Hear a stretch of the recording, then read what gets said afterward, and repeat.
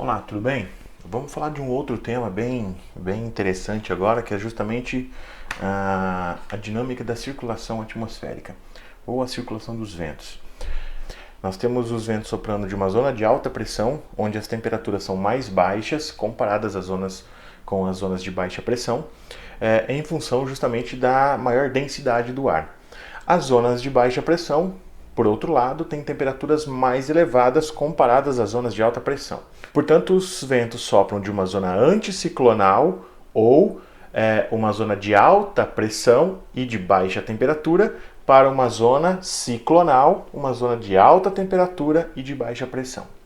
Como a gente sabe, né, falando da circulação dos ventos, falei das zonas de alta e baixa pressão, a gente tem a circulação atmosférica global. Sabemos que os ventos sopram de zonas de alta pressão. Vamos tomar como referência a região entre trópicos.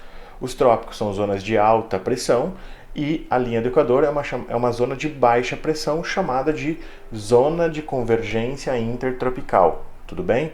Então essa região é onde convergem os ventos. Levando em consideração o movimento de rotação da Terra de oeste para leste, aí sofre o efeito da chamada força de Coriolis, que em baixas latitudes ela tem um efeito muito mais amplo do que em grandes latitudes.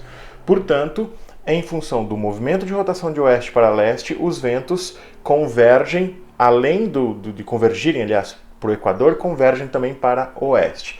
São chamados ventos de oeste, os ventos alísios, são ventos constantes que sopram o ano todo. Ainda falando dos ventos alísios, vale a pena perceber que quando se fala dos ventos alísios do hemisfério norte, eles têm uma circulação, como a imagem mostra, no sentido sudoeste.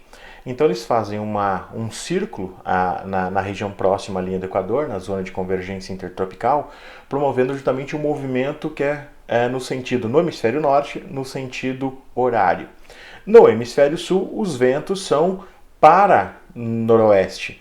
Portanto, o sentido de circulação de movimentação desses ventos alísios no hemisfério sul é no sentido anti-horário. Falamos há pouco dos ventos alísios, né? Falamos do movimento de circulação, falamos da força de Coriolis, e uma coisa interessante também são os ventos no hemisfério norte, os ventos de nordeste, e no hemisfério sul, os ventos de sudeste. Ou, propriamente dito, somente ventos de leste, aqueles ventos que sopram para o leste. São os ventos que sopram no sentido oposto aos ventos alísios, na chamada região temperada. É interessante perceber isso, que eles não são os ventos contralísios. Os ventos contralísios são classificados na circulação superficial da Terra. Portanto, é um esquema um pouco diferente. E, além do círculo polar, nós temos os ventos polares, certo?